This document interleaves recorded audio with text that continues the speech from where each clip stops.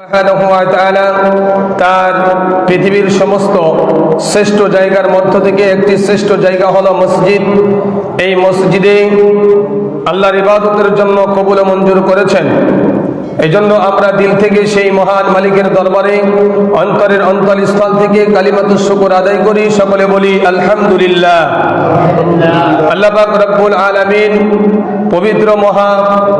পবিত্র মাহে রমজানের ওসিলায় আমাদের পূর্বপুরুষ যারা দুনিয়া থেকে চলে গেছে, বিশেষ করে পিতামাতা, দাদা দাদি, নানানে আত্মীয় স্বজন, আল্লাহ পাক রব্বুল আলামিন সমস্ত কবরবাসীর কবরকে জান্নাতের উঁচু মাকাম দান করেন, সকলে বলি আমিন। আল্লাহ পাক রব্বুল আলামিন আমাদেরকে যে আজকে এই মসজিদে জুমার নামাজ আদায় করার জন্য আসার তৌফিক দিয়েছেন, শুধুমাত্র আল্লাহ পাক রব্বুল আলামিনের করুণা, দয়া এবং রহমত। তো আল্লাহ পাক রব্বুল আলামিন কোরআনুল কারীমের ভিতরে যেই আয়াত কারিমা আমি তেলাওয়াত করেছি, আল্লাহ পাক রব্বুল আলামিন বলেন, শাহরু রমাদানাল্লাযী উনজিলা ফীহিল কুরআন হুদাল লিন-নাস ওয়া বায়্যিনাতিন মিনাল হুদা ওয়াল ফুরকান। আমি আল্লাহ পাক রব্বুল আলামিন মাহে রমজান মাসে মহাগ্রন্থ আল কোরআনকে আমি আল্লাহ পাক রব্বুল আলামিন নাজিল করেছি মানুষের হিদায়াতের জন্য, ওয়াবাজ্জিনাতিন মিনাল হুদা ওয়াল ফুরকান, এবং হক এবং বাতিলকে পার্থক্য করার জন্য আমি আল্লাহ পাক রব্বুল আলামিন এই মাহে রমজান মাসে কোরআনুল কারীমকে নাজিল করেছি। ফামান শাহিদা মিনকুমুশ শাহরা ফালইয়াসুমু, অতএব যাহারা এই মাহে রমজান মাস পাবে তাহারা যেন মাহে রমজান মাসে রোজাগুলি আদায় করে। যাহারা মাহে রমজান মাস পাবে তারা মাহে রমজান মাসের এই রোজাগুলি যাতে আদায় করে। তো আল্লাহ পাক রব্বুল আলামিন এই আয়াতের ভিতরে আবার বলতেছেন, ওয়ামান কানা মিনকুম মারিদান আও আলা সাফারিন ফাইদ্দাতুম মিন আইয়ামিন উখর, দুই শ্রেণীর ব্যক্তিদেরকে রোজার জন্য ছাড় দেওয়া হয়েছে। যাহারা অসুস্থ তাদের জন্য রোজা রাখার ছাড় দেওয়া হয়েছে, আর যারা শরঈ মুসাফির তাদের জন্য আইয়ামিন উখর, অন্য কোন দিনে এই রোজাকে তোমরা পরিপূর্ণ করে দিবে। তো আল্লাহ পাক রব্বুল আলামিন মাহে রমজান মাসে আমাদের জন্য কোরআনুল কারীমকে নাজিল করেছেন। এই সেই মাহে রমজান মাস, যেই মাহে রমজান মাসের অপেক্ষায় আমরা দীর্ঘ 11টা মাস অপেক্ষা করেছি, যেই মাহে রমজান মাস আসার জন্য মুমিন ইমানদার তারা ছটফট করেছে কখন মাহে রমজান মাস আসে, আর রমজান মাসে ইবাদত বন্দেগী করে আল্লাহর সন্তুষ্টি অর্জন করে আল্লাহ পাক রব্বুল আলামিনের কাছ থেকে আমাদের পাওনা যে জান্নাত, আমরা সেই জান্নাতের মালিক হয়ে যাব। এই জন্য ইমানদার মুমিন এই 11টা মাস পর্যন্ত অপেক্ষা করেছে কখন মাহে রমজান মাস আসে, এই অপেক্ষায় যারা ছিলেন। এখন সেই মাহে রমজান মাস চলে আসছেন। মাহে রমজান মাস আমাদের মাঝে এখন চলতেছে, কিন্তু এই মাহে রমজান মাস বেশি দিন থাকবে না। আল্লাহ পাক রব্বুল আলামিন কোরআনুল কারীমের ভিতরে বলেন, আইয়ামান মা'দুদা ফামান কানা মিনকুম মারিদান আও আলা সাফারিন ফাইদ্দাতুম মিন আইয়ামিন উখর। হে দুনিয়ার মুসলমানেরা, আমি আল্লাহ তাআলা 11টা মাস পরে তোমাদেরকে মাহে রমজান মাস দান করেছি, তবে আইয়ামান মা'দুদা, অল্প কিছুদিনের জন্য এই মাহে রমজান মাস তোমাদের মাঝে থাকবে। রহমত বরকত নাজাত নিয়ে তোমাদের মাঝে অল্প কিছুদিনের জন্য থাকবে। এই অল্প কিছুদিন যখন শেষ হয়ে যাবে, রমজান মাস খুঁজে আর তোমরা পাইবে না। অতএব এই অল্প কয়েকদিনের ভিতরে আমি আল্লাহর সন্তুষ্টি অর্জন করে ইবাদত বন্দেগী করে আমি আল্লাহকে খুশি করে তোমাদের পাওনা, তোমাদের মালিক, তোমরা জান্নাতের মালিক হয়ে যাও। এই জন্য মুসলমান ভাইরা, আমাদের জন্য আল্লাহ পাক রব্বুল আলামিন মাহে রমজান মাস দান করেছেন। এই মাহে রমজান মাস এখন আমাদের মাঝে চলতেছে। এই আস্তে আস্তে করে দেখেন, গত সপ্তাহে গত জুমার দিন কিন্তু আমরা রমজান মাসে নামাজ পড়ি নাই। এই জুমা আমরা রমজান মাসে পড়তেছি। একদিন এরকম আসবে যে রমজান মাস চলে যাবে, আমি থেকে যাব, আমার গুনাহ থেকে যাবে, আমি দুনিয়ায় বেঁচে থাকবো, আমার গুনাহ থেকে যাবে। অতএব আমার জন্য, আপনার জন্য আল্লাহ পাক রব্বুল আলামিন রহমত করে, দয়া করে, মায়া করে মাহে রমজান মাস দান করেছে উম্মতের জন্য। হে উম্মতেরা, আমি তোমাদের জন্য মাহে রমজান মাস দিয়েছি, 11টা মাস গুনার পিছনে কাটিয়েছো, আমি আল্লাহ পাক রব্বুল আলামিনের সন্তুষ্টির জন্য একবার সুবহানাল্লাহ বলো। আমি আল্লাহ পাক রব্বুল আলামিন তোমার আমলনামায় 70 বার সুবহানাল্লাহ বলার নেকি আমি আল্লাহ তাআলা তোমাকে দান করে দিব। এই জন্য মুসলমান ভাইরা, রমজান মাস আমাদের মাঝে এখন চলতেছে। এই রমজান মাস কিছুদিন পরে কিন্তু আর থাকবে না। এই জন্য মুসলমান ভাইরা, রমজান মাস আসছে। রমজান মাস হলো আত্মশুদ্ধির মাস, নফসকে শায়েস্তা করার মাস, মন এবং আত্মা সব কিছুকে আল্লাহর দিকে রুজু করার মাস হলো মাহে রমজান মাস। আপনি রোজা রাখছেন কি রাখছেন না, দুনিয়ার কোনো মানুষ এটা জানে না। আপনি ইচ্ছা করলে ঘরের ভিতরে অন্য কোনো নির্জন এলাকায়, যেখানে পৃথিবীর কোনো পশু পাখি মানুষজন কোনো কিছু দেখতেছে না, ওখানে যে ইচ্ছা করলে আপনি পানি খাইতে পারতেন অথবা অন্য কোনো খাবার খাইতে পারতেন। কিন্তু আপনি নির্জনের ভিতরে যেও আপনি চিন্তা করছেন এইখানে আমি খাইব, কিন্তু দুনিয়ার কোনো মানুষ দেখতেছে না। কিন্তু আহকামুল হাকিমিন, যার জন্য আমি রোজা রেখেছি, যেই আমাকে রোজা দান করেছে, যেই আমাকে রহমত দান করেছে, যে আমাকে মাগফিরাত দান করেছে, যে আমাকে নাজাত দান করেছে, যে আমাকে ক্ষমার ওয়াদা করেছে, তিনি তো দেখতেছেন। তো এই ভয়ে আমি নির্জনেও কোনো কিছু খাইতেছি না। তো এটাই আল্লাহ পাক রব্বুল আলামিনের হাবিব রাসূলুল্লাহ সাল্লাল্লাহু আলাইহি ওয়াসাল্লাম বলেন, আস-সাওমু লি ওয়া আজসি বিহি। রোজা আল্লাহ পাক রব্বুল আলামিন বলেন রোজা আমার জন্য, আর আমি আল্লাহ পাক রব্বুল আলামিন এই রোজার প্রতিদান স্বয়ং নিজে দান করব।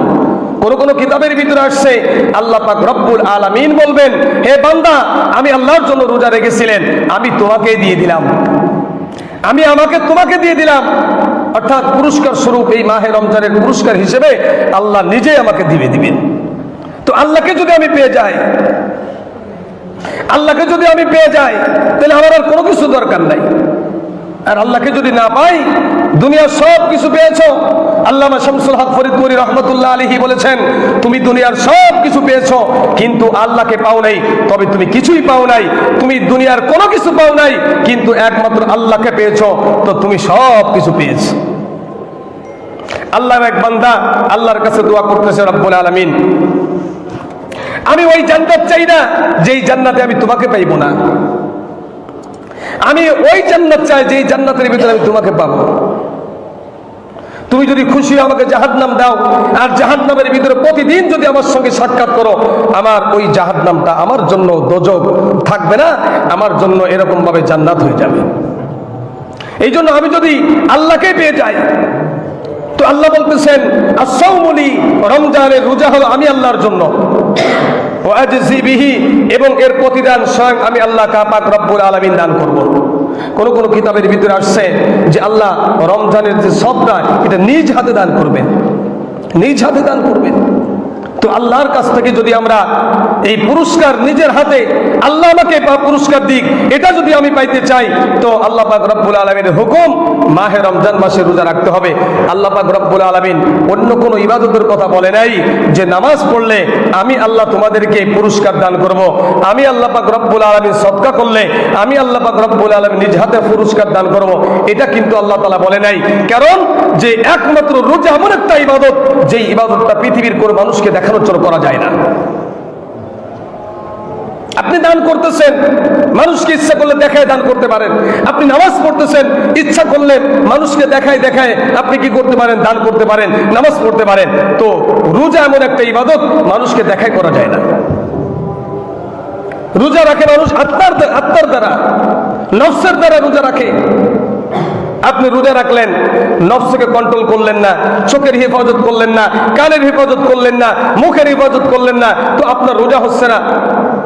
কিন্তু আপনি যখন রোজা রাখছেন একমাত্র আল্লাহর সন্তুষ্টির উদ্দেশ্যে, আল্লাহকে রাজি খুশি করার জন্য, আল্লাহর কাছ থেকে পুরস্কার পাওয়ার জন্য, তখন আপনি চিন্তা করবেন আমার কানের দ্বারা কোনো বাজে কোনো শব্দ, বাজে কোনো গুনাহের কোনো শব্দ আমার কানের দ্বারা যেন আমার ভিতরে প্রবেশ না করে, চোখের দ্বারা আমি কোনো নাজায়েজ জিনিস যেন না দেখি, জবানের দ্বারা ফাহিশা কোনো কথাবার্তা আমার জবান দ্বারা যখন না বলি, এই চিন্তা আপনি করবেন। এই জন্য তো আল্লাহ পাক রব্বুল আলামিনের হাবিব রাসূল বলেন, আল্লাহ পাক রব্বুল আলামিন বলেছেন আস-সাওমু লি, রোজা আমার জন্য। দুনিয়ার ভিতরে যত ইবাদত দেখা যায় সব ইবাদত থেকে ভিন্ন একটা ইবাদত হলো রোজা। রোজার সঙ্গে কোনো ইবাদতের তুলনা হয় না। এই জন্য আল্লাহ রাসূল সাল্লাল্লাহু আলাইহি ওয়াসাল্লাম বলেন, আল্লাহ পাক রব্বুল আলামিন জান্নাতীদের জন্য, আল্লাহ পাক রব্বুল আলামিন জান্নাত দেওয়ার পরে পৃথিবীর ভিতরে যারা আল্লাহর জন্য, আল্লাহকে সন্তুষ্ট করার জন্য রোজা রাখছে, আল্লাহর বিধান পালন করার জন্য রোজা রাখছে, আল্লাহ পাক রব্বুল আলামিন বলেন, হাবিব আপনি জানিয়ে দিন কিয়ামতের ময়দানে রোজাদার ব্যক্তির জন্য আমি একটা স্পেশাল জান্নাতের দরজা করে রাখবো।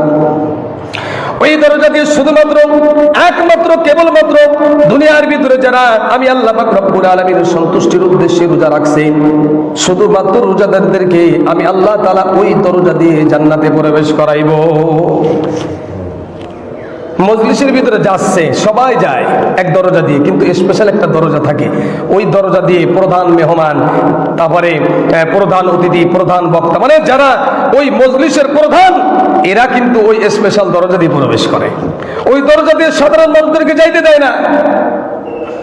এই জন্য আল্লাহ তাআলা বলেন, যারা রোজা রাখবে দুনিয়ার বুকে, তারা হলো আমি আল্লাহ পাক রব্বুল আলামিনের স্পেশাল বান্দা।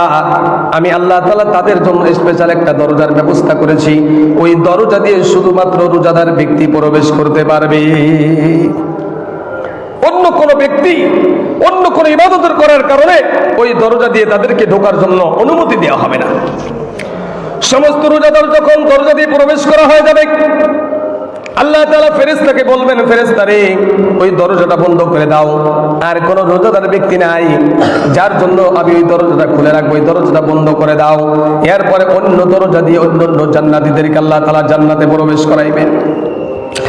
আল্লাহর হাবিব জনাবে মুহাম্মদ রাসূলুল্লাহ সাল্লাল্লাহু আলাইহি ওয়াসাল্লাম, হযরত আবু হুরায়রা রাদিয়াল্লাহু তাআলা থেকে হাদিসটি বর্ণনা করা হয়েছে।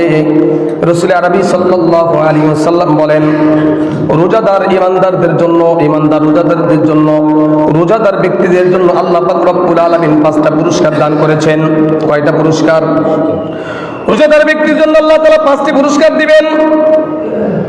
1 নম্বর পুরস্কার আল্লাহ নবী মুহাম্মদ রাসূলুল্লাহ সাল্লাল্লাহু আলাইহি ওয়াসাল্লাম বলেন, সকালবেলা তোমরা সেহরি খেয়েছো আর ইফতারি করবা মাগরিবের সময়। এই যে 8 ঘন্টা, 9 ঘন্টা, 10 ঘন্টা, 14 ঘন্টা খালি পেটে তোমরা থাকবে। খালি পেটে থাকার কারণে তোমাদের জবান দিয়ে, তোমাদের মুখ দিয়ে একটা হাওয়া বের হবে, যে হাওয়াটা দুর্গন্ধযুক্ত। এই হাওয়াটা অনেক দুর্গন্ধ হয়। আল্লাহ নবী বিশ্বনবী মুহাম্মদ রাসূলুল্লাহ সাল্লাল্লাহু আলাইহি ওয়াসাল্লাম বলেন, এই মুখের দুর্গন্ধ রোজাদার ব্যক্তির জন্য, রোজাদার ব্যক্তি পাকস্থলী খালি থাকার কারণে একটা দুর্গন্ধ বের হয় মুখ দিয়া। ওই দুর্গন্ধটা আল্লাহ পাক রব্বুল আলামিনের কাছে মিশকে আম্বারের থেকেও বেশি সুগরান, আল্লাহর কাছে এত দামি। 2 নম্বর আল্লাহ পাক রব্বুল আলামিনের হাবিব বলেন, জমিনের পরে, জলে, স্থলে, যত জায়গায় যত প্রাণী আছে, পৃথিবীর বুকে যত মাখলুকাত আল্লাহ পাক রব্বুল আলামিন সৃষ্টি করেছেন, একমাত্র মানুষ ব্যতীত যত মাখলুকাত আল্লাহ তাআলা সৃষ্টি করেছেন, সমস্ত মাখলুকাত আল্লাহ পাক রব্বুল আলামিনের ওই রোজাদার বান্দার জন্য মাগফিরাত কামনা করতে থাকে। এমন কি পানির নিচেই ছোট্ট ছোট্ট মাছ থাকে, ওই মাছ পর্যন্ত রোজাদারদের মাগফিরাত কামনা করতে থাকে।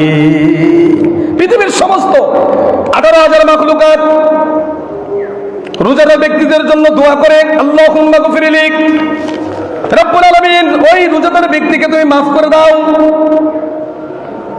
আল্লাহ নবী বিশ্বনবী মুহাম্মদ রাসূলুল্লাহ সাল্লাল্লাহু আলাইহি ওয়াসাল্লাম বলেন, ফেরেশতারা পর্যন্ত রোজাদার ব্যক্তিদের মাগফিরাত কামনা করতে থাকে। আল্লাহ নবী মুহাম্মদ রাসূলুল্লাহ সাল্লাল্লাহু আলাইহি ওয়াসাল্লাম যখন রোজাদার ব্যক্তি ইফতারির জন্য হাত উঠায় আল্লাহর কাছে, ইফতারির সামনে উপস্থিত, খানা উপস্থিত, কোনো বাধা নাই খানা খাইতে, সুস্বাদু খানা। সারাদিন যখন মানুষ ক্ষুধার্ত থাকে, যে কোনো প্রকারের খাবার হোক, ওই খাবারের দিকে তার লোভটা একটু বেশি থাকে। আর যদি খাবারটা একটু সুস্বাদু হয়, খাবারটা যদি একটু ভালো মানের হয়, তাহলে তার মনটা আরো বেশি ওদিকে আকৃষ্ট হয়ে যায়।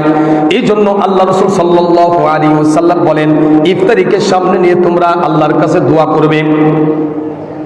ইফতারির কিছু সংখ্যক আগে তোমরা সামনে নিয়ে, ইফতারিকে সামনে নিয়ে তোমরা আল্লাহর কাছে দোয়া করবে, ইয়া ওয়াসিয়াল মাগফিরাতি ইগফিরলি, ইয়া ওয়াসিয়াল ফাদলি ইগফিরলি। কারণ হলো নফসকে দমন করতে হবে। সারাদিন না খেয়ে ওই নফসটা এমন আকৃষ্ট হয়ে গেছে খাবারের দিকে, খাবার উপস্থিত, কোনো বাধা নাই, কিন্তু একটা জিনিসের বাধা এখন আল্লাহ পাক রব্বুল আলামিন হুকুম করে নাই। ওই যে একটা জিনিসের বাধা, ওই বাধার কারণে বান্দা যখন ইফতারিকে সামনে নিয়ে আল্লাহর কাছে দোয়া করে, রব্বুল আলামিন সারাদিন রোজা রেখেছি, রব্বুল আলামিন রোজা যেই পিলে রাখার দরকার ছিল আমরা তো সেই পিলে রোজা রাখতে পারি না, ইয়া রব্বুল আলামিন সারাদিনের রোজাটাকে তুমি কবুল করে নাও। আল্লাহ তাআলা আরশ বহনকারী ফেরেশতাদেরকে ডাক দিও, ফেরেশতারা আমার আরশটাকে ছেড়ে দাও, যাও যাও জলদি করে দুনিয়ার বুকে চলে যাও, জমিনের ভিতরে যাও। ওই যে রোজাদার ব্যক্তির ইফতারের সামনে দোয়া করতেছে, তাদের দোয়ার সঙ্গে সঙ্গে তোমরা আমিন আমিন বলতে থাকো, কারণ আমি আল্লাহ পাক রব্বুল আলামিন রোজাদারের দোয়াকে এই মুহূর্তে কবুল করে নিলাম। এই জন্য বলা হয়েছে সমুদ্রের ভিতরে যেই পশু পাখি থাকে, প্রাণীগুলো থাকে, জলে স্থলে যেখানে যে থাকে, 18,000 মাখলুকাতের মধ্য থেকে একমাত্র মানুষ ব্যতীত যত মাখলুকাত আল্লাহ তাআলা সৃষ্টি করেছেন, সমস্ত মাখলুকাত রোজাদারদের জন্য দোয়া করে। রব্বুল আলামিন ওই ব্যক্তি তোমার সন্তুষ্টির উদ্দেশ্য করে রোজা রাখছে, আল্লাহ তুমি তার রোজাকে কবুল করে নাও। 3 নম্বর পুরস্কার, আল্লাহ নবী বিশ্বনবী মুহাম্মদ রাসূলুল্লাহ সাল্লাল্লাহু আলাইহি ওয়াসাল্লাম বলেন, বছরের শুরু থেকে নিয়ে বছরের শেষ পর্যন্ত জান্নাতকে সুসজ্জিত করতে থাকে একমাত্র রোজাদারদের জন্য, রমজান মাসের জন্য। আল্লাহর ফেরেশতাদেরকে ডাক দিও, ফেরেশতারা আমার জান্নাতটাকে তোমরা সুসজ্জিত করো, সাজাও, তোমার ভিতরে অতি সত্বর ওই রোজাদার ইমানদার ব্যক্তি প্রবেশ করবে, এই জন্য তোমরা রমজান মাসের জন্য এই জান্নাতটাকে তোমরা একটু সুসজ্জিত করো। জান্নাতের ভিতরে ডাগর বিশিষ্ট হুর গিলমান রয়েছে। হঠাৎ করে জান্নাতের সমস্ত দরজাগুলো একদম দুলা শুরু করে দিয়েছে, এমন মন মাতানো বাতাস, যে বাতাসের ভিতরে বাজনাও রয়েছে, সমস্ত জান্নাতের দরজাগুলো এরকম ভাবে নাচতে থাকবে, জান্নাতের হুল গিলমানগুলো সবাই নাচতে থাকবে আর বলবে কি ব্যাপার কি ব্যাপার, এই বাতাসটা কোন থেকে আসতেছে, আওয়াজটা কোথা থেকে আসতেছে, কিসের জন্য? তখন সমস্ত জান্নাতের হুল গিলমান আল্লাহর কাছে প্রশ্ন করবে জিবরাইলের মাধ্যমে। জিবরাইল আলাইহিস সালাতু ওয়াস সালাম আল্লাহর কাছে যখন প্রশ্ন তুলে ধরবেন, আল্লাহ পাক রব্বুল আলামিন বলবেন মাহে রমজান মাস আগমন করছে, এই জন্য রোজাদারদের জন্য আমি আল্লাহ তাআলা জান্নাতকে সুসজ্জিত করেছি। জান্নাতকে বছর শুরু থেকে নিয়ে শুধুমাত্র ইমানদার রোজাদার ব্যক্তিদের জন্য আল্লাহ তাআলা সুসজ্জিত করবেন। 4 নম্বরের পুরস্কার হলো, আল্লাহ নবী বলেন শয়তানকে মাহে রমজান মাসের জন্য আবদ্ধ করে রাখা হয়। 5 নম্বরে আল্লাহ পাক রব্বুল আলামিনের হাবিব জনাবে মুহাম্মদ রাসূলুল্লাহ সাল্লাল্লাহু আলাইহি ওয়াসাল্লাম বলেন, আল্লাহ পাক রব্বুল আলামিন রমজান মাসের শেষ তারিখে, রমজান মাসের শেষ তারিখে ইমানদার রোজাদারকে আল্লাহ পাক রব্বুল আলামিন maaf করে দেয়। সাহাবীরা প্রশ্ন করলে, ইয়া রাসূলুল্লাহ, ইয়া হাবিবাল্লাহ, এই রাতটাকে শবে কদরের রাত? আল্লাহ নবী বলেন, সাহাবীরা না, ওই রাতটা শবে কদরের রাত না, শবে কদর তো একটা স্পেশাল রাত, এটা হলো ওই রাত যেই রাতে ঈদুল ফিতরের চাঁদ দেখা দেয়, যেই রাত্রে ঈদুল ফিতরের চাঁদ দেখা দেয়, ওই রাত্রটা আল্লাহ পাক রব্বুল আলামিন অসংখ্য অগণিত রোজাদার ব্যক্তিদেরকে আল্লাহ তাআলা maaf করে দেয়। সমস্ত রোজাদারকে আল্লাহ তাআলা maaf করে দেয়। এই জন্য মুসলমান ভাইরা, রোজাদারের জন্য আল্লাহ পাক রব্বুল আলামিন পুরস্কারের ব্যবস্থা করে রাখছে। আল্লাহ নবী বিশ্বনবী মুহাম্মদ রাসূলুল্লাহ সাল্লাল্লাহু আলাইহি ওয়াসাল্লাম বলেন, 3 ব্যক্তির দোয়া আল্লাহ কখনো ফেরত দেয় না। 3 ব্যক্তি যখন দোয়া করে, দোয়ার মাঝে আল্লাহর মাঝে কোনো পর্দা থাকে না, দোয়া করলে সাথে সাথে আল্লাহর দরবারে কবুল হয়ে যায়। 3 ব্যক্তির দোয়াকে আল্লাহ পাক রব্বুল আলামিন ফেরত দেয় না।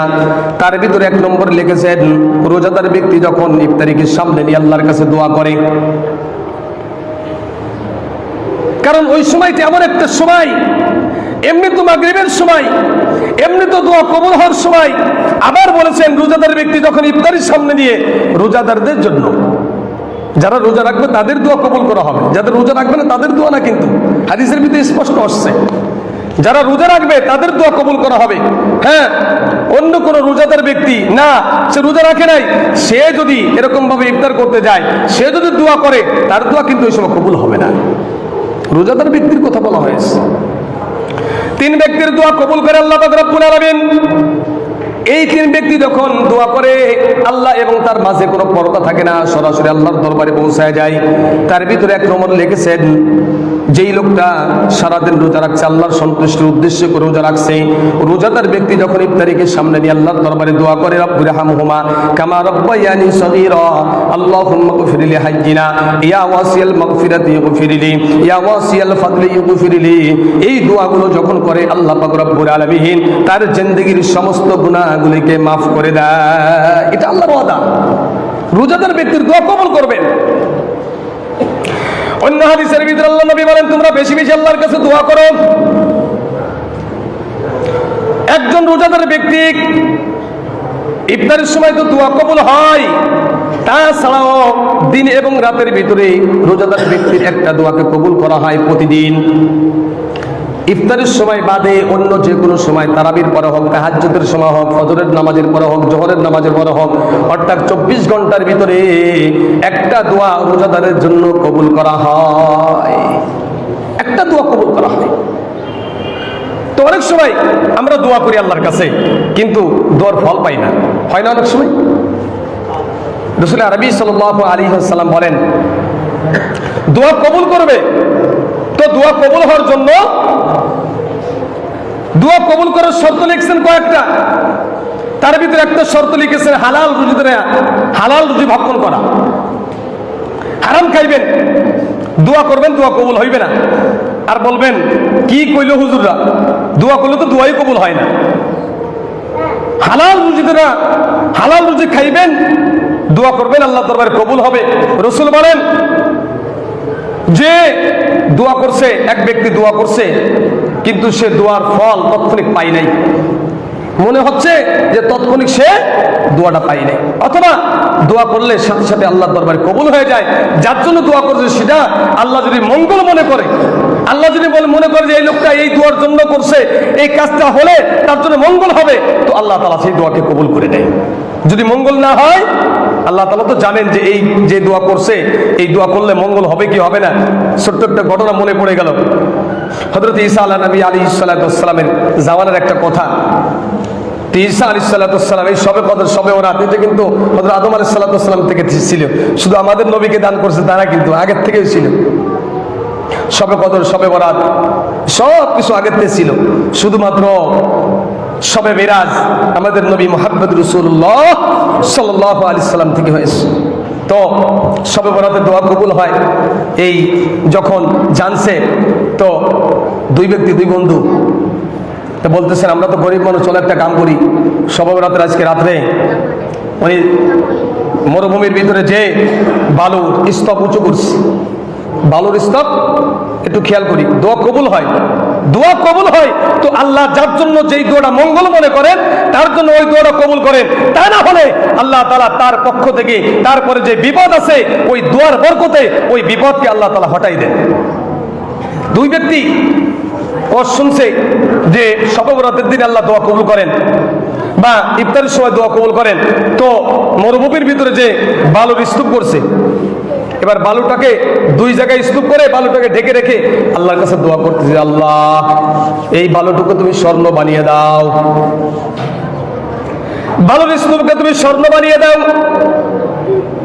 2 মিনিট 5 মিনিট পরে দোয়া করে একটু কাপড়টা উঁচু করে দেখে যে দোয়া কবুল হয়ে এই বালুর টুকরা কি স্বর্ণ হয়ে গেল নাকি। এইভাবে করতে করতে করতে করতে সারা রাত পার হয়ে গেছে। ফজরের আযান যখন আসসালাতু খায়রুম মিনান নাওম হয়েছে, উঁচু করে দেখে বালুর স্তূপ বালুর জায়গায় পড়ে আছে, স্বর্ণ কিন্তু হয় নাই। এখন 2 বন্ধু এবার হুজুরকে গালি করা শুরু করে দিয়েছে, হুজুর মিথ্যা কথা বলে, হুজুর কথা বলে মিথ্যা, সব কথা মিথ্যা, সারা রাত দোয়া করলাম, কই দোয়া তো কবুল হলো না। সকাল হয়েছে, পাশ দিয়ে এক ব্যক্তি যাচ্ছে, তিনি 5 ওয়াক্ত নামাজ পড়ে, আলেম ওলামাদের সঙ্গে সম্পর্ক ভালো, এই লোকটা পাশ দিয়ে যাইতেছে, এই যে গালাগালি শুরু করছে, হুজুরকে নিয়ে গালাগালি শুরু করছে। হুজুর মিথ্যা কথা হয়, হুজুরের কোনো কথার কোনো দাম নাই। বিভিন্ন প্রকারের গালি হুজুরকে দেওয়া শুরু করছে। ওই লোকটা শুনে কয়, কি ব্যাপার, কি রে তোরা হুজুরকে গালি দিস কে? আরে হুজুর মিথ্যাবাদী। কিভাবে? হুজুর বলছে সবরাতের রাত্রে দোয়া করলে নাকি দোয়া কবুল হয়। কই, আমরা তো সারা রাত দোয়া করলাম, দোয়া তো কবুল হলো না। ভাই কিসের জন্য দোয়া করছো? কই এই বালুটাকে স্বর্ণ বানানোর জন্য দোয়া করছি আল্লাহর কাছে। আর ওই লোকটা আলেম ওলামার সাথে একটু সম্পর্ক ভালো, আর একটু পাঁচ ওয়াক্ত নামাজ কালাম পড়ে, ও কিছু মাসআলা জানে। তো উনি বলতেছেন আল্লাহ তোমাদের উপর রহম করেছে। সুবহানাল্লাহ বলেন। আল্লাহ তোমাদের উপর কি করছে? রহম করছে। মিজাজটা খারাপ হয় দেখি, সারা রাত দোয়া করলাম, দোয়া কবুল তো হলো না, আবার কি বলতেছে ও বলে যে আল্লাহ তোমাদের উপর কি করছে? দয়া করছে। মিজাজ আরো বেশি খারাপ হয়ে গেছে, আবার গালি শুরু করছে, ওর লোকটারও গালি দেওয়া শুরু করছে। তোমাদের উপরে আল্লাহ রহম করলো, এটা শুনবা না কিভাবে রহম করলো? কই বলেন কিভাবে আল্লাহ আমাদের উপর রহম করলো? তোমরা যে দোয়া করছো সারা রাত, তোমরা যেটা জানছো যে সবে বরাতের দিন দোয়া কবুল হয়, ইফতারের সময় দোয়া কবুল হয়, এতে কোনো সন্দেহ নাই। তো আল্লাহ তোমাদের উপর রহম করেছে। কি রহম করলো? তোমরা যে বালুর স্তব করেছো, এটা যদি আল্লাহ স্বর্ণ বানায় দিত, তো তোমাদের ভিতরে হিংসা ডাকতো। তুমি মনে করতো ওর টুকরা বেশি, আমার টুকরা কম। দুই টুকরা একত্রিত করার জন্য তুমি একজন আর একজনকে দুইজনে মারামারি করা শুরু করে দিয়ে, যেরকম ভাবে হযরত ঈসা আলাইহিস সালামের জামানায় দুই ব্যক্তি, এই তিন ব্যক্তি রাসূল সাল্লাল্লাহু আলাইহি সাল্লাম হাদিস বর্ণনা করেছেন যে ঈসা আলাইহিস সালাম তার সফর সঙ্গীকে নিয়ে গেছেন। কিছুদিন যার পরে দুইটা রুটি ছিল, তিনটা রুটি, দুইজনে দুইটা খাইছে, একটা রুটি তার ঝোলার ভিতরে ছিল। কিছু দূর যাওয়ার পরে ক্ষুধা লাগছে, এখন খাদেমকে বলতেছে রুটিটা বের করো। হুজুর রুটিটা তো নাই। কে খাইছে? তা জানি না। আচ্ছা সফর সঙ্গে মাত্র দুইজন লোক, রুটি ছিল তিনটা, দুইটা দুইজন খাইছে, আর একটা ঝোলার ভিতরে রয়েছে। ওই ব্যাগটা ছিল আবার খাদেমের কাছে। এখন রুটিটা খাইলে কে খাইছে? খাদেমে খাইব। ওর খাদেম স্বীকার করে না। যাই হোক, লম্বা চড়া ঘটনা। অনেক দূর যাওয়ার পরে উনি অনেক কিছু দেখানোর পরে উনি সমুদ্র পার হয়ে গেলেন। তারপরে বললেন, তিনবার বলছেন, তিনবার তিনটা মজুদা দেখাইছেন। এরপরে লোকটাকে বলছেন যে সত্য কথা বলো। ভাই আমি জানি না রুটি কে খাইছে, আমি জানি না। কিছু দূর যাওয়ার পরে এবার হযরত ঈসা আলাইহিস সালাম বালুর স্তবকে তিন টুকরা করছে। আল্লাহকে বলছে, আল্লাহ এই বালুর টুকরাটা কিন্তু স্বর্ণ বানিয়ে দাও। তিন টুকরা স্বর্ণ হয়েছে। এবার বলতেছেন এক টুকরা তোমার, আর এক টুকরা আমার, আর যেই লোকটা রুটি খাইছে ওই আর এক টুকরা ওই রুটি খানেওয়ালার। এমন খাদেম কয়, হুজুর রুটিটা তো আমি খাইছিলাম। কথাটা বলছেন, আমার সংক্ষেপে কথাটা বললাম বোঝানোর জন্য। তো ঈসা আলাইহিস সালাম বললেন, আমার সবর সঙ্গে তুমি হওয়ার উপযুক্ত নাও, এই তিন টুকরা স্বর্ণ নিয়ে তুমি চলে যাও। তা তিন টুকরা স্বর্ণ রওনা দিছে। কিছুক্ষণ যাওয়ার পরে দুই ডাকাতের সামনে ধরা পড়ছে। দুইজন ব্যক্তি ধরে বলছে, এই তোর কাছে কি আছে? দেখাই দে তিন টুকরা স্বর্ণ। তিন টুকরা স্বর্ণ। এখন মায়ের খাইয়ে ভাই একটা কাম করি, আমরা তিনজনে তিন টুকরা নিয়ে যাই, মারামারির দরকার নেই, আমরা তিনজনে তিন টুকরা নিয়ে যাই। আচ্ছা ঠিক আছে। এবারে তিনজনে রওনা দিয়েছে। কিছু দূর যাওয়ার পরে ক্ষুধা লাগছে, খাওয়ানোর তো দরকার, ক্ষুধা লাগছে। এখন যেই লোকটা আসল মালিক হলো স্বর্ণের, ওই যে ঈসা আলাইহিস সালামের খাদেম, ওই লোকটা বলতেছেন, তাহলে আপনারা এখানে বসেন, আমি কি করে নিয়ে আসি, একটু খাবার কিনে নিয়ে আসি। তো মনে মনে চিন্তা করলেন, খাবারের ভিতরে বিষ মিশাই দিব। খাবারের ভিতরে কি বিষ মিশাই দিব। কথাটা খেয়াল করেন কিন্তু। তো বিষ মিশাই ও রুটির ভিতরে বিষ মিশাই নিয়ে আসছেন। এই দুইজনে আবার পরামর্শ করছে, ছাপা নাকি এটার কাছে দেন, ওই কিশোরের কাছে দেন, আরিফ ভাই। তো ওই যে ডাকাত দুইজন মনে মনে চিন্তা করছে, ওই লোকটা আসলে এই পাথরের টুকরাতে মাথায় বাড়ি দিয়ে ওরে মারি ফেলাবো, মাইরে ফেলাইয়া এই তিন টুকরা স্বর্ণ আমরা দুইজন ভাগ করে নিয়ে যাবো, আমাদের ভাগের তো বেশি হবে। আর ও চিন্তা করছে রুটির ভিতরে কি মাখাইছে, বিষ মাখাইয়ে দুইজন বিষ খাই মেরে হলাম। যাই হোক, পরিকল্পনা এমন হয়েছে যে তিনজন আর বাঁচবে না। যে পরিকল্পনা হয়েছে তিনজন কি বেঁচে থাকবে না। লোকটা যখন আসছে, আসার পরে পিছন দিয়ে বাড়ি দিয়ে এক বাড়িতে মাথা ফাটায় মেরে ফেলেছে। মাইরে ফেলার পরে এখন তিন টুকরা হয়েছে না স্বর্ণ। লোক কয়জন? দুইজন। ভাগাভাগি করবো। এখন ভাগাভাগি পরে আগে রুটি আসছে, আমরা খেয়ে নিই, তার ক্ষুধা লাগছে না। রুটির ভিতরে কি আছে কথা বলেন? রুটির ভিতরে কি আছে? রুটি খাইলে কি ওই দুইজন বাঁচবো? যখন ওই দুইজন খাইছে সাথে সাথে কি ডেট ফেল। এখন স্বর্ণের জায়গায় স্বর্ণ পড়ে রয়েছে, আর লোকটা মারা গেছে। তো দোয়া অবশ্যই কবুল হয় যদি ওই লোকটা বলতেছেন আপনাদের দুইজনের দোয়া যদি আল্লাহ কবুল করতো তো আপনারা মারামারি কইরে এরকম ভাবে মার্ডার হয়ে যেতেন। তো এই জন্য আল্লাহ পাক দোয়া কবুল না করে আল্লাহ আপনাদের উপর রহম করেছে। এই জন্য মুসলমান ভাইরা রাসূল বলেন যে ইফতারের সময় দোয়া কবুল হয়, যে কোনো দোয়া করতে পারেন আপনি, দোয়া কবুল হবে, তবে শর্ত হলো হালাল রুজি খাইতে হবে। দোয়া কবুল হলে তৎক্ষণিক তার ফল নাও পাইতে পারেন, বিলম্ব হতে পারে, অথবা আপনি এমন একটা দোয়া করছেন যেই দোয়াটা আপনার জন্য কল্যাণ নয়, ওই দোয়ার বরকতে আল্লাহ তাআলা একটা বিপদ আপনার মাথার থেকে আল্লাহ তাআলা হটাই দিবেন। আল্লাহ নবী বিশ্ব নবী মুহাম্মদ রাসূলুল্লাহ সাল্লাল্লাহু আলাইহি ওয়াসাল্লাম বলেন, কিয়ামতের ময়দানে আল্লাহ পাক রব্বুল আলামিন বান্দাকে ডাক দিয়ে বলবেন, বান্দারে দুনিয়ার বুকে আমার কাছে কি কি চেয়েছিলে? বান্দা ডাক দিয়ে বলবে, রব্বুল আলামিন আমি আপনার কাছে সন্তান চেয়েছিলাম, আপনার কাছে আমার সন্তান মানুষের মতন, মানুষ হওয়ার মতন চেয়েছিলাম, আমার পিতামাতার জন্য দোয়া চেয়েছিলাম, দুনিয়ার একটু সুখ শান্তির থাকার জন্য দোয়া চেয়েছিলাম। আল্লাহ পাক রব্বুল আলামিন ডাক দিয়ে বলবেন, বান্দারে যত দোয়া তুমি করেছিলে সব দোয়া কি আমি তোমার জন্য কবুল করেছিলাম কিনা? রব্বুল আলামিন তখন স্মরণ করাইবে, রব্বুল আলামিন বলবেন, বান্দারে অমুক একটা দোয়া করেছিলে, ওই দোয়াটা আমি কবুল করি নাই, তবে তোমার প্রতি আমার পক্ষ থেকে একটা বিপদ ছিল, ওই দোয়ার বরকতে আমি আল্লাহ তাআলা ওই বিপদটাকে হটিয়ে দিয়েছি। এই দেখো তুমি জিন্দেগির ভিতরে 40 বছরের ভিতরে যত দোয়া করেছো সমস্ত দোয়া আমি আল্লাহ পাক রব্বুল আলামিন কবুল করে নিয়েছি। দোয়ার বিশাল এক স্তূপ যখন আল্লাহ তাআলা ওই বান্দাকে দান করবেন, তখন বান্দা আফসোস করে বলবে, রব্বুল আলামিন দুনিয়ায় আমি সন্তানের জন্য দোয়া চেয়েছিলাম, দুনিয়ায় আমি বাবা মার জন্য দোয়া চেয়েছিলাম, দুনিয়ার ভিতরে একটু সুখ শান্তি থাকার জন্য দোয়া চেয়েছিলাম, ওই দোয়াগুলো যদি দুনিয়ার জন্য কবুল না হয়ে আখিরাতের জন্য জমা থাকতো, আজকে আমি আখিরাতের জিন্দেগি একটু সম্মান পাইতাম। এই জন্য মুসলমান ভাইরা রোজাদার ব্যক্তির জন্য আল্লাহ পাক রব্বুল আলামিন বলেন, আল্লাহ রাসূল সাল্লাল্লাহু আলাইহি ওয়াসাল্লাম বলেন, ঈমানদার রোজাদার ব্যক্তির জন্য যখন রোজাদার ব্যক্তি রোজা অবস্থায় দোয়া করে আল্লাহর কাছে ইফতারিকে সামনে নিয়ে, আল্লাহ তাআলা ইফতারের সামনে নিয়ে রোজাদার ব্যক্তির দোয়া কবুল করে নেয়। 2 নম্বর, ন্যায় বিচারক বাদশা, যারা ন্যায় বিচার করে সমাজের ভিতরে, যেই মাতবারগুলো ন্যায় বিচার করে সমাজের ভিতরে, যেই কাজী সাহেব ন্যায় বিচার করে, আগে তো কাজী সাহেব বিচার করত, তার আগে বাদশারা বিচার করত, যারা ন্যায় বিচারক বাদশার কথা বলা হয়েছে, তারা যখন দোয়া করে আল্লাহ পাক রব্বুল আলামিন বলেন, আল্লাহ নবী মুহাম্মদ রাসূলুল্লাহ সাল্লাল্লাহু আলাইহি ওয়াসাল্লাম বলেন, বান্দা যখন দোয়া করে আমি আল্লাহর কাছে পৌঁছাই দিই, আসমানে কোথাও কোনো ফাঁকা জায়গায় কোনো কিছু বাধা থাকে না, সরাসরি আমি আল্লাহ পাক রব্বুল আলামিনের দরবারে পৌঁছায়া যাই। ন্যায় বিচারক বাদশা যখন আল্লাহর কাছে দোয়া করে আল্লাহ পাক রব্বুল আলামিন ওই দোয়াগুলিকে কবুল করে নেয়। এই জন্য সমাজের ভিতরে, দেশের ভিতরে, এলাকার ভিতরে যারা বিচার করবে, ন্যায় যদি বিচার না করে, কিয়ামতের ময়দানে প্রত্যেকটা বিচারের বদলাতে আল্লাহ পাক রব্বুল আলামিন আপনার আমলনামা থেকে নেক কেটে ওই যার জন্য আপনি সুবিচার করেন নাই, ন্যায় বিচার করেন নাই, অবিচার করেছেন, তাকে আল্লাহ পাক রব্বুল আলামিন দান করে তাকে জান্নাত দিয়ে দিবেন। আর যদি আপনার আমলনামায় কোনো নেকি না থাকে, তার যত গুনাহ আছে সব আপনার মাথায় চড়ায় দিয়ে আপনাকে জাহান্নামে আসামি বানিয়ে দিবেন। এই জন্য মুসলমান ভাইরা, আমি যখন বিচার করব, একজন 5,000 টাকা দিল আমি তার পক্ষে কথা বলবো, আর একজন 3,000 টাকা দিল তার পক্ষে কথা বলবো না, সত্য যেটা সেটা বলবো, টাকা দিলেও বলবো, না দিলেও।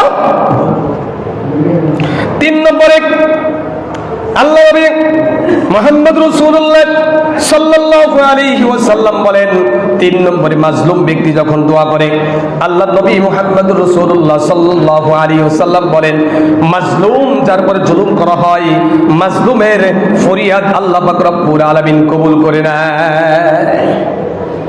এই জন্য মুসলমান ভাইরা আমার, মাহে রমজান মাস দোয়া কবুলের মাস, মাহে রমজান মাস নেকি কামায়ের মাস, মাহে রমজান মাস কোরআন নাজিলের মাস। এই মাসে আমরা বেশি বেশি কোরআন তেলাওয়াত করব, এই মাসে বেশি বেশি করে আল্লাহর কাছে মাগফিরাত কামনা করব, এই মাসে বেশি বেশি ইবাদত বন্দেগী করব, নফল ইবাদত বেশি বেশি করব, কোরআন তেলাওয়াত বেশি বেশি করব, জিকির আজকার বেশি বেশি করব, যত ইবাদত আছে এই মাসে আমরা বেশি বেশি ইবাদত বন্দেগী গুলো করব। আর যেই ব্যক্তি এই মাসে একটি কাজা নামাজ আদায় করে দিবে, অনেক কাজা নামাজ আমার আপনার জীবন থেকে সরে গেছে, আছে না? অনেক কাজা নামাজ আমার আপনার মাস থেকে চলে গেছে। ওই কাজা নামাজগুলো যদি রমজান মাসে কোনো ব্যক্তি আদায় করে, আল্লাহ পাক রব্বুল আলামিন ওই আমলটার বদৌলতে একটা ফরজ ইবাদতের সব দান করে দিবেন। আপনি ফজরের নামাজ কাজা হয়েছে রমজানের বাহিরে, ওই নামাজটা এখন যদি রমজানের ভিতরে আদায় করেন, আপনার আদায় তো হবেই, আবার আর একটা ফরজ ইবাদতের সব দান করবেন, কারণ ওই ইবাদতটা আপনার নফল ইবাদতে পরিণত হয়ে যাবে। আর একটা নফল ইবাদত করলে একটা ফরজের সমতুল্য সব আল্লাহ তাআলা দান করেন। এজন্য বেশি বেশি করে এই রমজান মাসে আমরা বেশি বেশি আল্লাহর জন্য ইবাদত বন্দেগী করব। আল্লাহ রাসূল সাল্লাল্লাহু আলাইহি ওয়াসাল্লাম হাদিসের ভিতরে বর্ণনা করেছেন, মান কামা রমাদান ঈমানাও ওয়া ইহতিসাবান গুফিরা লাহু মা তাকাদ্দামা মিন যামবি।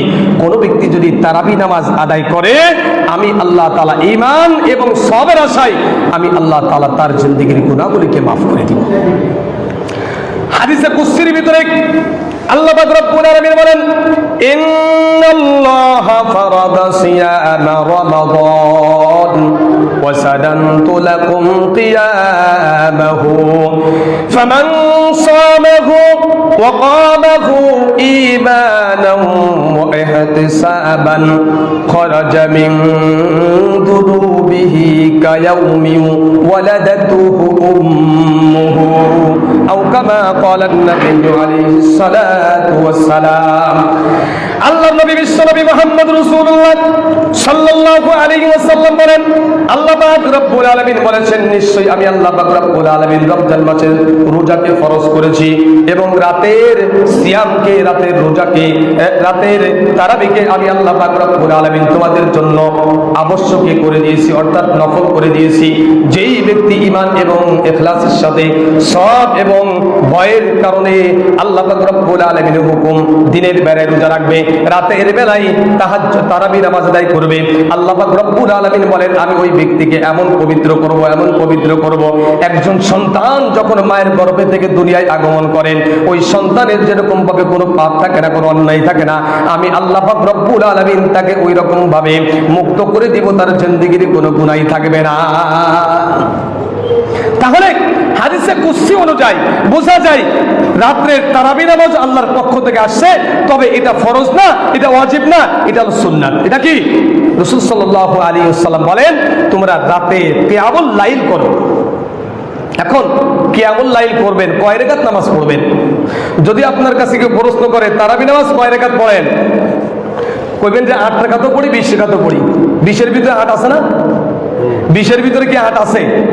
কিয়ামতের ময়দানে আপনার কাছে যদি তারাবির হিসাব নেওয়া হয় যে তারাবি কয় রাকাত পড়েছো, যদি 8 রাকাতের হিসাব নেই, 8 রাকাত তো আপনি দিবেন, আরো 12 রাকাত আপনার এক্সট্রা থাকবে, আরো 12 রাকাত কি থাকবে? এক্সট্রা থাকবে। আর যদি 20 রাকাতের হিসাব নেয়, রাসূল যদি 20 রাকাতের হিসাব নেয়, 8 রাকাত যারা পড়ছে তারা 20 রাকাত কই থেকে পাইবে, আর 12 রাকাত পান যাইব।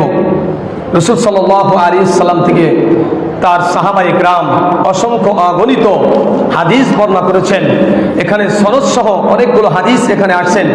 রাসূল আরবি সাল্লাল্লাহু আলাইহি ওয়াসাল্লাম তারাবি নামাজ আদায় করেছেন রমজান মাসে, এক রমজানের 3 রাত্রে, এক রমজানে 3 রাত্রে।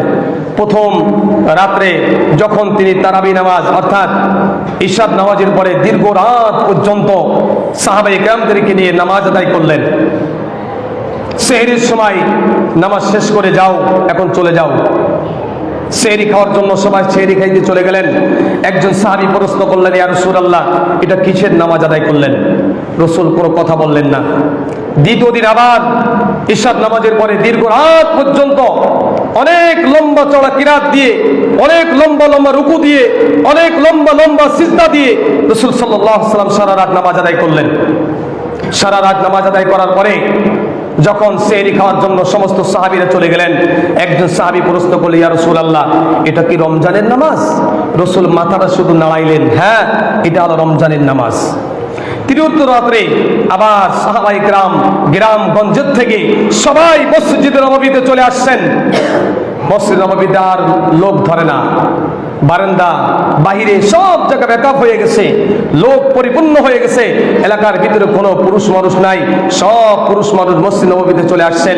রাসূল আরবি সাল্লাল্লাহু আলাইহি ওয়াসাল্লাম সারা রাত নামাজ আদায় করলেন। ফজরের সময় সেহরি ছুটি দিলেন, সবাই সেহরি খাইতে চলে গেলেন। একজন সাহাবী প্রশ্ন করলেন, ইয়া রাসূলুল্লাহ, এটা কি রমজান মাসের তারাবি নামাজ আদায় করলেন নাকি এটা রমজানের নামাজ আদায় করলেন? আল্লাহর নবী বললেন, এটা রমজান মাসের তারাবি নামাজ। চতুর্থ রাত্রে এখন গ্রামগঞ্জের থেকে ছুটে দূর থেকে মানুষ, আগে কিন্তু জুমার নামাজ অনেক দূরে পড়তে যাইতো মানুষ, যেখানে মসজিদ ছিল প্রত্যেকের বাড়ি বাড়ি, ওখানে শুধু 5 ওয়াক্ত নামাজ পড়তো, ওই নিজেরাই না আজান দিত, নিজেরাই নামাজ পড়তো। জুমার নামাজ হলে 1 কিলো 2 কিলো 5 কিলোমিটার দূরে চলে যাইতো সবাই জুমার নামাজ আদায় করার জন্য। মসজিদে নববীতে দূর থেকে 4-5 কিলোমিটার দূর থেকে মানুষ এরকম ভাবে জুমার নামাজ আদায় করতে আসতো। যখন তাদের কাছে এরকম পৌঁছে গেছে যে রাসূল সাল্লাল্লাহু আলাইহি ওয়াসাল্লাম বিশেষ করে রমজানের নামাজ আদায় করতেছেন, তো জুমার দিনে আর কি লোক হয়, দূর থেকে 5-10 কিলোমিটার দূর থেকে মানুষ সবাই চলে আসছেন মসজিদ নববীতে। রাসূল সাল্লাল্লাহু আলাইহি সাল্লাম ওই নিজের বাসার ভিতরে রয়েছে। চতুর্থ রাতের কথা, রাসূল আর বাসার থেকে বের হয় নাই, শুধু জানলা দিয়ে বের হয়ে দেখে, জানলা দিয়ে চোখ দুটি বের করে দেখে যে রাসূল সাল্লাল্লাহু আলাইহি সাল্লাম, দেখেন সাহাবী একজনও বাদ নাই, সব চলে আসছেন, যারা পাহারাদার ছিল তারাও চলে আসছেন। সারা রাত সাহাবায়ে কেরাম একা একা নামাজ পড়লেন আর মনে মনে চিন্তা করছে কখন রাসূল আসে, কখন রাসূল, কেন আসতেছে না, কেন আসতেছে না। করতে করতে যখন সেহরি রক্ত হয়ে গেল, সবাই সেহরি খাইতে চলে গেলেন। সেহরি খেয়ে যখন সবাই মসজিদ নববীতে ফজরের নামাজ আদায় করার জন্য চলে আসছেন, আল্লাহর নবী ফজরের নামাজ আদায় করার জন্য মসজিদের ভিতরে ঢুকলেন।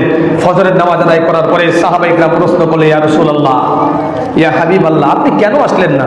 আমরা তো আপনার পিছনে রমজানের নামাজ আদায় করার জন্য আসছিলাম, কেন আপনি আসলেন না? আল্লাহর নবী বলেন, আমার ভয় হলো এই রাত্রটা যদি আমি নামাজ আদায় করতাম, না জানি এই তারাবি নামাজ আল্লাহর পক্ষ থেকে আদেশ সুযোগ চলে আসতো, অজীব হয়ে যেত, এজন্য আমি এই চতুর্থ রাত্রে আর আসি নাই। রাসূল সাল্লাল্লাহু আলাইহি ওয়াসাল্লাম মাত্র 3 রাত্রে তারাবি নামাজ আদায় করেছেন। যারা রাসূলের সুন্নাত পালন করতে চাই তারা জীবনে 3 রাকাত নামাজ পড়বেন, 3 রাত্রে, আর পড়বেন না। কারণ রাসূল তো জীবনে 3 রাত্রেই পড়ছেন তারাবি নামাজ। আপনি কেন প্রত্যেক বছর পড়বেন?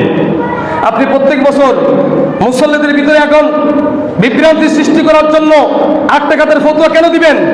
রাসূল 8 রাকাত বলেছে, রাসূল তো 3 রাত্রে বলেছেন, আপনার জীবনে তো কত 3 রাত্রে পড়লেন, এখন কেন আসলেন মসজিদের ভিতরে যারা 20 রাকাত পড়তেছে তাদের ভিতরে এই বিভ্রান্তি সৃষ্টি করার জন্য? এখন আমাদের মা বোনদের কাছেও যায়, যে বলতেছেন, মা তারাবি নামাজ কয় রাকাত পড়েন? তা মহিলারা তো ওরা তো জানেন, সারা বছর তো সারা জীবনে আমরা জন্মের থেকেই 20 রাকাত পড়ে আসছি, এখন আবার 8 রাকাতের কিসে? কয় বুখারী শরীফের ভিতরে 8 রাকাত আছে। বুখারী শরীফের ভিতরে কি আছে? 8 রাকাত। যদি 20 রাকাত থাকে তাই তো পড়বে, কিন্তু 20 রাকাতের তো কোনো হাদিস নাই, ডাইরেক্ট অস্বীকার করে। 20 রাকাতের কোনো হাদিস নাই, 8 রাকাতের হাদিস আছে।